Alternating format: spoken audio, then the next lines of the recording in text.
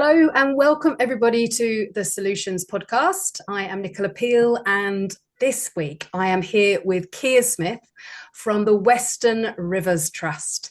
And I'm proud to say that I am a river guardian with my local river Chilt for the River Arun. So welcome, Keir. Fantastic, Nicola. Thanks for having me on. Yeah, I'm the volunteer and catchment coordinator for the Western Sussex Rivers Trust, and fantastic to be joining you on this podcast, talking all things rivers, water, river guardians, water quality, you name it. We can have a good old chat. Well, I was so excited when I first heard in this little local bar in the village that there was this evening for, river volunteers. And I went along all excited, the idea of being a river guardian. Yeah. And I could not believe that the little place was packed of people that I had never seen. And usually, I've been banging the environmental drum for a long time. And usually we turn up at an event and it's the same old faces. It doesn't grow. And it's like, come on, there's people out there that do care. So going along to that Rivers Trust meeting was so refreshing to see that there are people that care about our rivers. And so it really seems to have kind of got a new momentum going with the Rivers Mm. Trust. So just give us a little bit of background about the Rivers Trust. I mean, when did it start and how long has it been in our area? Yeah, fantastic. So there's about 60 or 70 rivers trusts across the country, actually. And ours, we used to be known as the Arun and Rother Rivers Trust, and we formed in about 2011 or so. So going for a decade and a half now. We've recently changed name to the Western Sussex Rivers Trust. And for over a decade, we were well, we still are, but a very small trust with only a couple members of staff on sort of part-time basis that couldn't really get what we wanted done, I suppose, because we just didn't have the funding or the staff to do what we wanted. Um, but fortunately, rivers have sort of started to shift, I suppose, to get that kind of spotlight more than they may have done about a decade or two ago. And because of that, we've got things like media, social media, more resource, more projects, more exposure to the public, really, of what we want to do and what we'd like to do to protect our rivers and our ecosystems. But it's been quite tricky in the past. So from having two or three members of staff, we've now got about 10, 12 members of staff just at the Western Sussex Rivers Trust. Um, so for us, it's been fantastic growing a volunteer base, connecting with the community. Because when I joined, say two years ago now, actually, we had about 10 or 15 volunteers, which is fantastic. But there's only so much you can do with that. We cover such a big area, right, running from Petersfield in the northwest over to Horsham in the northeast, down to Littlehampton on the coast, and then across through Chichester, Emsworth, that kind of area. So we've got a really large area, and now we're up to about, well, we've got over 200 volunteers.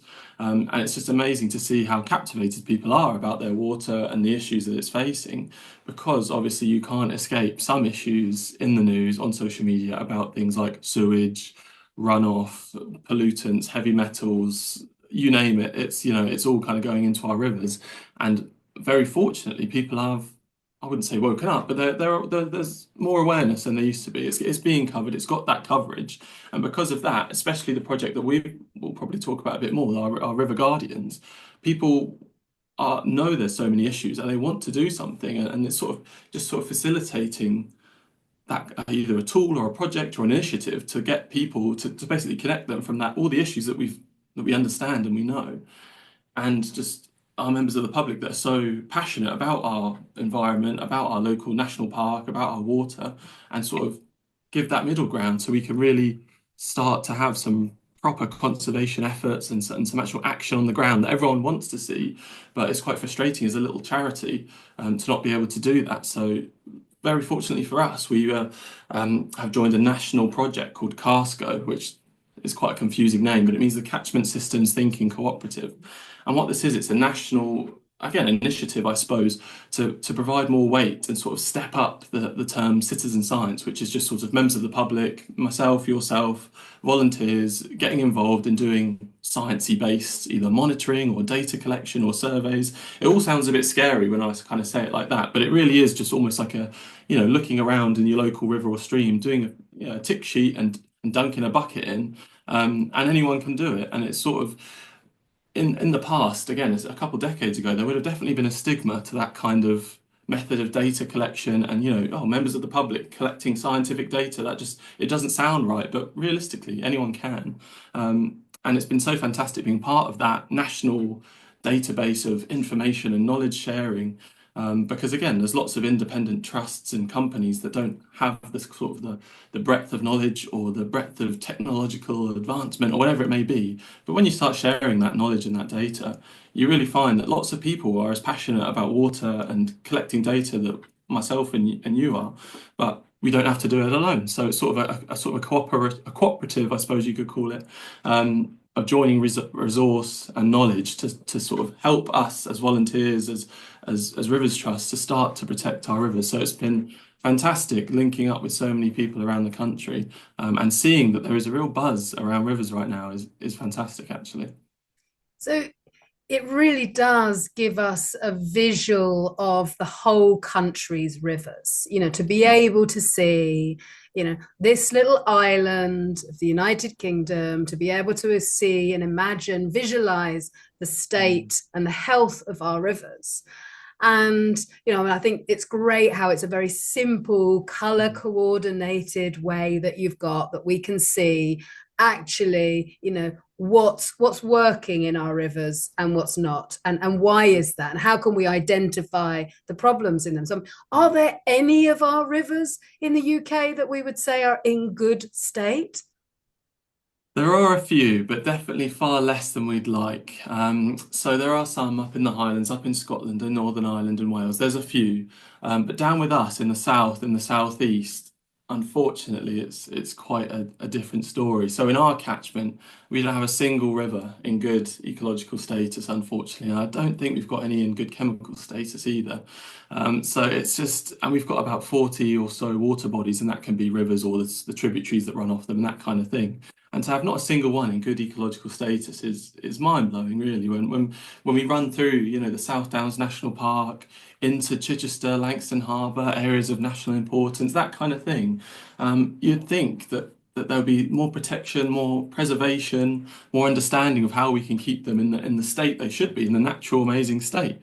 But unfortunately, we found very few rivers that are in good state in our area, and that's been built on more with our River Guardian status. So at first, we kind of the Environment Agency provides us with data on Water Framework Directive on the status of rivers and how healthy they are and the reasons why they're not healthy. And for the most part, that's fantastic. There's lots of really important data in there that they've been collecting for, again, many decades. But unfortunately, in the last 5, 10 years, that monitoring is just sort of, I wouldn't say fallen off a cliff, but it's decreased quite dramatically based on resource and that kind of thing. So I don't blame the EA, but it's just means there's less monitoring and less understanding of like the current state of things. So that's another reason why our citizen science is really important, because if the EA can't monitor what they used to, the same amount of sites, if they've half the amount of sites that they monitor, that half that's not being monitored anymore is almost a complete mystery. It means I couldn't tell you if it's good or bad because we simply don't know. So that's kind of what we're trying to do, to step in and to fill those data gaps. Because if we just don't know what's good and what's bad, how on earth are we to ever meant to protect it or to restore it? So with our citizen science, we're starting to have that sort of wide or large scale baseline. So year on year, we can start to understand if things are improving, if they're deteriorating, and hopefully why. Because we cover over about 150 sites with our fantastic volunteers. And the Environment Agency for phosphate, that they only monitor about 40 or so in our catchment, which is a shame, but it's they have to prioritise and pick areas that they think are important to monitor, which is completely understandable. But for some small areas and smaller tributaries and streams, it's still important if they're in good condition or bad condition. So yeah, our citizen science has been fantastic in just sort of one, giving that initial scan, that initial sort of survey to see if areas are healthy or not healthy. And if not, that sort of leads into the second bit. If we can do a bit more investigation, us as a Rivers Trust, and the data we collect, the water quality data we collect, can then be, sort of given to our partners, given to the Environment Agency or the local water company if it's, relevant to them. And it's that kind of thing that provides more knowledge. And if we don't, if it's just going back to that first point, if we don't know, we really can't do what we want to do as a Rivers Trust. So already the data we've got from our citizen science is helping us start to identify our next projects in areas where we want to do some more natural flood management, or areas where, maybe really helpful for beavers in 5 years' time or something like that. It's a really nice way to start to have a bit of surveillance on what's going on, because otherwise I think you can feel that you're a little bit in the dark, knowing or not knowing what the water quality is actually like around our whole catchment. So it doesn't always paint a pretty picture, but it's really important work. And it's, for people from overseas Mm, that seem to think that, England's this developed country. And I've had conversations with friends overseas who are absolutely shocked that mm, England still dumps sewage straight into the rivers. I mean, this is just not thought of as it still happens, yeah, but we know that every day sewage is being just directly released into our rivers.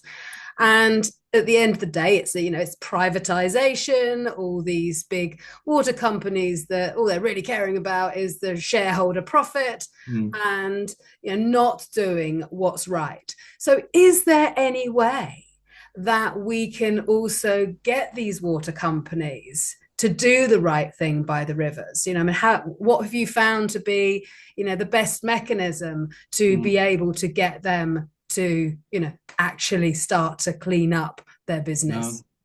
It's a tricky one because it's such a big issue, isn't it? With so many different facets and areas to explore and to pursue. But for us, in my role, again, it's a limited role. I'm not exposed to the whole organisation, but collecting that data is such a great door opener to that sort of next set of conversations. So we do work in partnership with Southern Water for a lot of projects because of resource, knowledge, whatever it may be. A lot of their environmental and catchment team are extremely passionate about conserving water and looking after our local environment. So we work with them almost every day, it feels like. But having that data to start to open the doors to say, we've noticed X site or X treatment work is, we've been monitoring and it's having outrageous levels of phosphate, which is a nutrient that is naturally occurring in our ecosystem, but most primary source when it comes into rivers is from wastewater treatment works from us as consumers and our DAS in the sink or our dishwasher tablets and that kind of thing, or the foods we eat. It then goes through the treatment works and then ends up in the rivers because it comes out of the treatment works if it's not properly treated. But that's such a good primary starter to say, to visualize and say, we cover this whole catchment with our monitoring, and we found, 4 sites with the highest phosphate in our entire catchment, and they're, within 500 or 500 meters or 1 kilometer of your wastewater treatment works. There's very clearly a relationship there. And then they're often aware of this, but it shows that, all our data's publicly accessible, it's open access. We share this with our partners, our public, our social media. We make sure it's as transparent as possible. But for the water companies to be aware that we're also doing our own monitoring, as well as the Environment Agency and themselves, they do their own monitoring, that we can see this clear as day. It's good to start to identify those issues because then, we've done our due diligence, we've done our monitoring, we've outlined the areas that need sort of more work. And then it's for them to sort of let us know if that next bit of work's getting done. So we've had a great meeting recently with the Southern Water Clean Rivers and Seas Task Force that's aiming at reducing combined sewer overflows and sewage discharges. And they have all fantastic plans because as they work in their sort of 5-year AMP sort of funding cycles. We're just about to go into a new one now, I believe, from 2025 to 2030.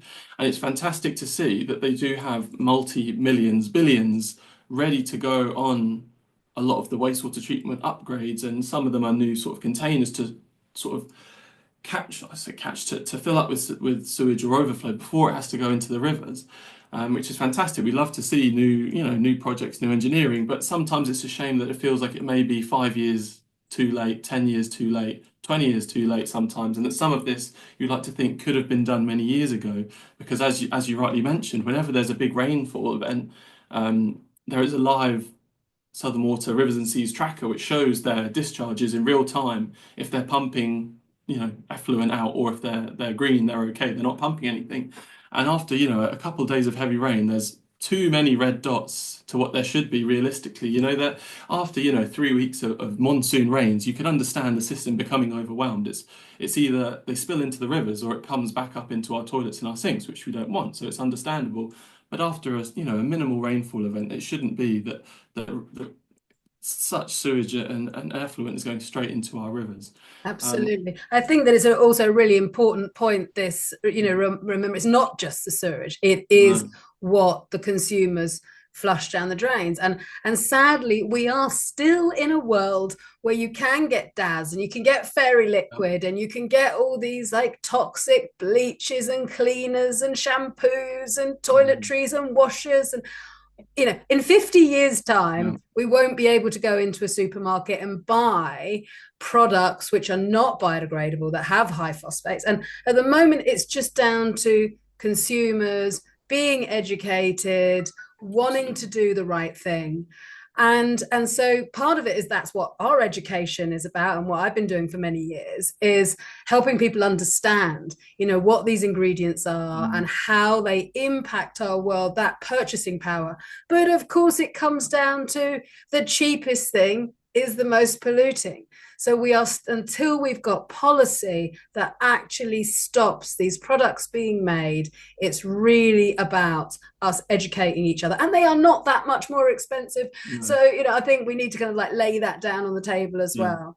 I But absolutely agree. as apart from this us becoming really aware that we, every single one of us, is responsible of what goes down the drains, Yeah. but there's other areas which people are really shocked that they don't realize it. And one of the big ones that's come up recently is about the tick and flea treatments Mm, that pet owners put on their dogs and absolutely. cats. And of course, when most people put it on their dog and cat, all they're thinking of is their ticks and fleas on their beloved little pet. They don't think that when they then pet, and stroke it and wash their hands, that goes down into the drains. So can you speak a little bit about that? I mean, what is it and what's it so damaging to? Yeah, absolutely. It's a great point that you raise because it's something that we talk to members of the public all the time. It's something that we think is really relevant as, myself, yourself, members of the public. It's something so simple that people aren't aware of, but it has such a large effect. So yeah, of course, flea tick and treatment is basically, in no easy words, an insecticide. That's what it's made for. That's what it does. And the potency of the flea and tick treatments we use in the UK is just through the roof compared to a lot of other nations around Europe and that kind of thing. Because, yeah, it's fantastic for our pets. Well, I say it's not always fantastic for our pets, but it's good to keep them safe. That's the most important thing. But like you mentioned, even something so simple as rubbing them, or especially if they go bounding into a watercourse, into a river, a lake, a pond, a stream, within, I think it can be up to about 2 weeks after external application. And obviously, if it's ingested, there's then fecal matter and anything like that that can then leach this really potent insecticide straight into the watercourse. And what people can't see is that the entire sort of river ecosystem is sort of held up by the tiny insects, river flies, beetles, spiders, worms, anything that lives between the pebbles, between the cobbles on the bed of every river. And basically, if a dog were to go bounding in, I don't blame the dog. I would love it to go for a swim safely, but all of that will wash off. The insecticide will wash off the dog and just completely wipe out basically the base, the sort of the cornerstone of the ecosystem in rivers, which fish feed on all the river flies, the birds, and the food chain continues. And we were doing some. I think we got a stat from the Central Rivers Trust, the National Rivers Trust, is that each dosage of flea and tick treatment, something like I think it's fipronil or those kind of insecticides, they have enough potency to kill 60 million bees, which is just so mind blowing that that kind of potency can so easily just be given to, I think it's one in every 3 homes or something like that has a dog. It's just crazy how much, how potent and how damaging that could be to our rivers and the whole ecosystem in general. So yeah, we're really trying to spread the awareness, put up signs near where there's dog entry points, share it on social media because it's something that as soon as we tell people, they're like, I had no idea. I had no Exactly. idea And this was and even an that's issue. what I hear all the time. Every time I Yeah, speak to a dog owner, they've got no idea. And yeah, that it comes out in their urine.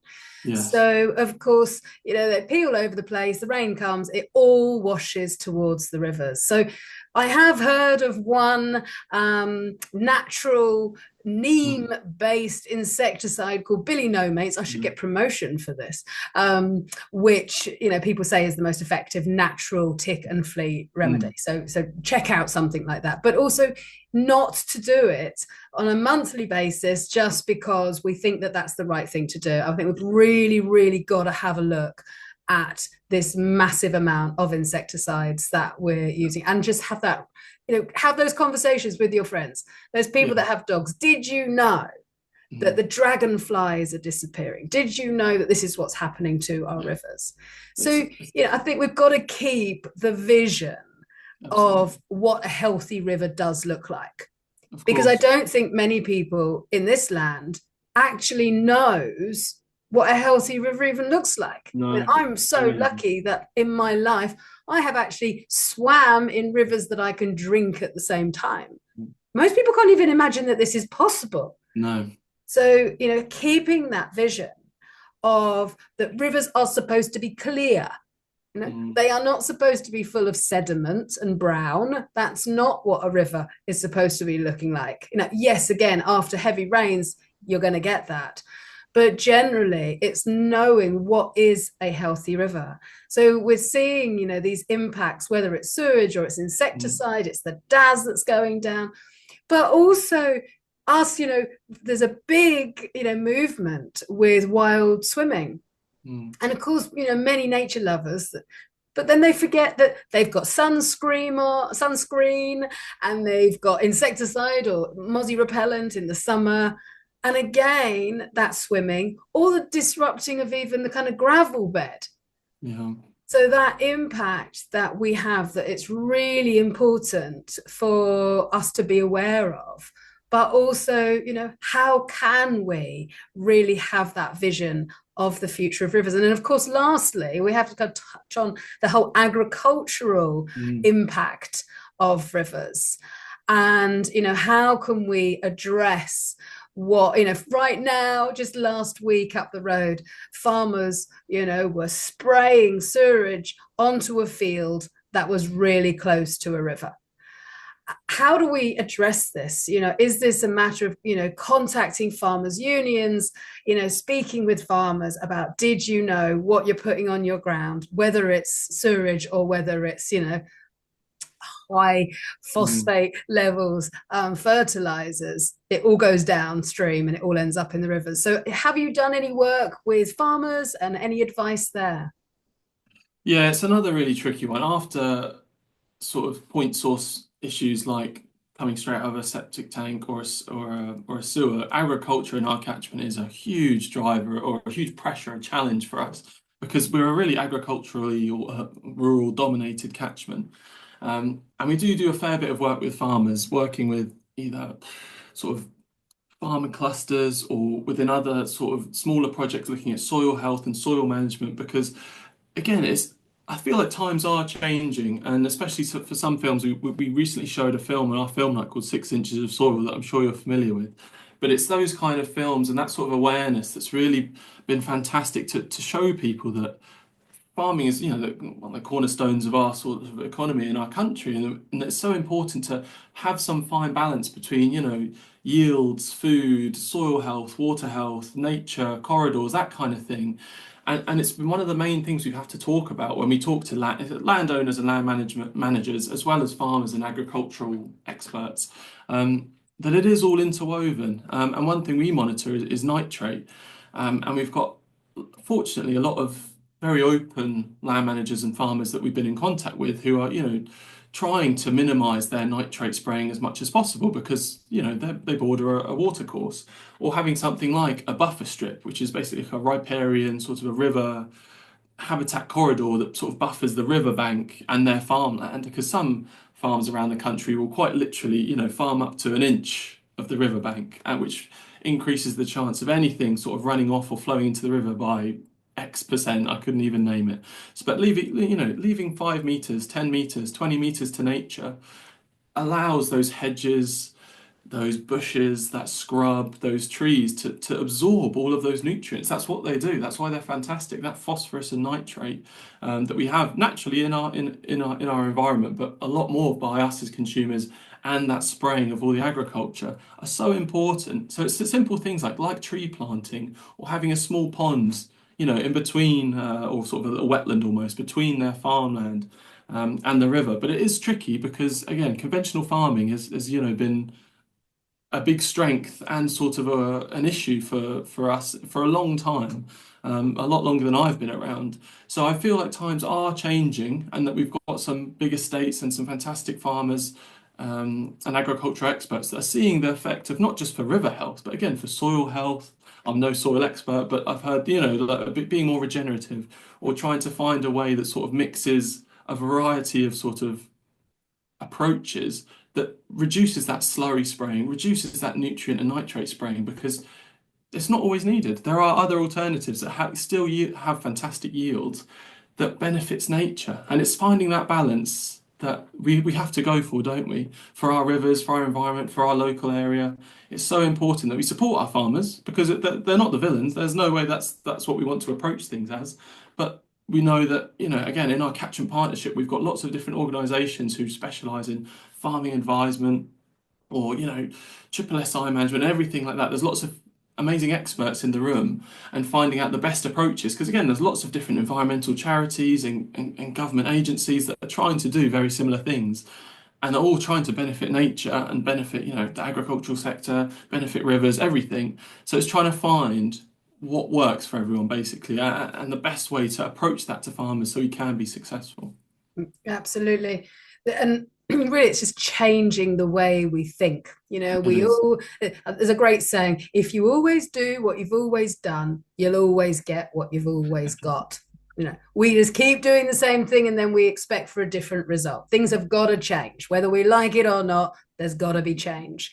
And this is what's really kind of exciting with these new ways of thinking, like the Mhm. rights of rivers. So it wasn't that long ago that women didn't have rights Mhm. and people of color didn't have rights and the LGBTQ community didn't have rights. And now this kind of progression towards nature's rights and the rights of rivers. I mean, in New Zealand, quite a few years ago, Mhm. that right. I mean, the Wanganui, was given this amazing, amazing river, and indigenous peoples, they really understand Mhm. that this river is a spirit. It's alive. It has the right to flow and not be damned. Absolutely. It has the right to flow cleanly and not be polluted. This new understanding of, what are rivers' rights and why should they have rights. And it's just a natural progression when we start looking, out of this very kind of tunnel visioned Western scientific mindset to say, actually, maybe there is a different way of thinking. And maybe rivers are alive, Yeah. or are we saying they're dead? Can you stand in the same river twice? Mm. Who owns the river? Can you own something that's constantly changing and moving? And so there's all these questions that it's really important for us to now have that conversation. And great, a dear friend of mine and brilliant lawyer, barrister, Paul Powersland, who is, real one of the people standing Mm. up for the rights of rivers and the rights of nature. And I loved it when he said that he was called on jury service and he dedicates his life to the rivers. And he turned up at jury service with a little vial of water from the river. And when the judge asked him to swear on the Bible or swear on one of the holy books, he said he would only swear on the river water because that's what he truly believed in. And that's what he gave his life to. And the judge had never had that, Mm. that kind of question before. So the judge did have to, kind of take some time out to think about this. And then it was accepted that he Yes. could swear on the water, the truth, the whole Yeah. truth, and the nothing but the truth. And to just do that as a Yeah. statement to say, what we really believe in is that rivers have a right to run unpolluted and free. And so I think the work that the Rivers Trust are doing, that, encouraging more people to become river guardians, Mm, to get out there, and whether that's the physical reality of like moving rubbish out of rivers, that's a real need. It's yeah. like we have to do it. We have to get the shit out of the rivers, Mm, as well as that what we can't see, the chemical runoff that's happening, just we're unable to see it with our eyes. So there's so many ways, and I'm also interviewing for the podcast Derek Gow, who is one of the great heroes in the rewilding movement of bringing beavers and talking about why they're so important. yeah. So there's so many ways that we can help our rivers, and actually we've built a whole load of leaky dams here as Mm, a way to say, look, people that have got rivers and streams running through their land, we can be the beavers. We can help improve that water quality. So it's about spreading the word, talking about the rivers and the vision that we have for clean, crystal clear, pure river water, and keeping that image that we want to move on from these brown rivers. yeah. Absolutely. We've got such a far way to go, but I feel like we've gaining so much momentum now. It's really fantastic because people really have been disassociated, like you said, with their rivers and what rivers really should be. The fact they're covered in invasive species, full of chemicals, they're blocked by, 200-year-old weirs that are 3 meters high that no fish can ever cross. So our rivers are almost, 10 separate rivers because they're all split up. There's such I guess, a lack of vision because people don't get to even walk by their rivers. A lot of our rivers, unfortunately, you can't get within, 2 kilometers of because they're all privately owned. So we're always finding the issue of how do we connect people with rivers that they can't even see or they can't even walk near. And that's something we're trying to do with, certain areas that are accessible, do as many activities, events, get people down, attend what we can, bring the river to them sometimes is what we do. Bring the river, its invertebrates, its fantastic life to people because they are fantastic, but unfortunately, they're not always shown in the best light because of all their multitude of issues that we've talked about. But us at the Rivers Trust and so many other fantastic organisations, yourself, fantastic landowners and volunteers, are really doing so much. And we plan on doing so much more this year, next year, many years to come. We've got our hands full, to say the least, but we relish that and look forward to connecting as many people with their rivers as possible. And if you ever get the chance to get out and kayak on a river, there's not many more Mm, amazing things. On River Arun, I did go down one time, sunset. We paddled down, and it's tidal river. So mm, we went down with the tide. We paddled down to the pub. We got out. We had a drink, and then it was full moon, and we mm, paddled back down. I mean, amazing. it's so magical to really, really. And they say the best things in life are free. Mm, So somebody that's got a kayak absolutely. and are happy to take you, then to be able to float along the river is just such a magical experience.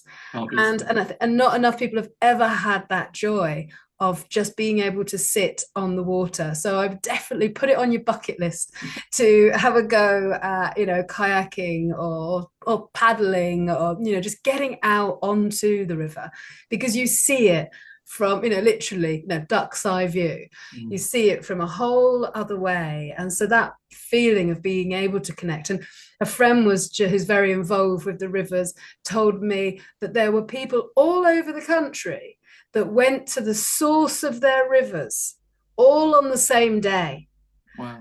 And this movement of people waking up and wanting to go to the source of the river, following their river from the source to the sea, making pilgrimages Mm, along their rivers, but knowing where your river starts from. That's a whole other level of connection that we can then visualize. And many Indigenous people, when you ask them where they come from, they don't tell you the name of the village or the name of the county. They tell you the name of the river or the name of the mountain. wow. That's where you come from. So thank you so much, Keir, for this chat. And I'll put the link to the Rivers Trust in at the end, encouraging everyone, if you're not a river guardian, find out how you can be. And thank you so much for all the great work that you do. Amazing. Thank you, Nicola, and thanks for having me on today. Yay. Thank you so much. Bye bye. Bye bye.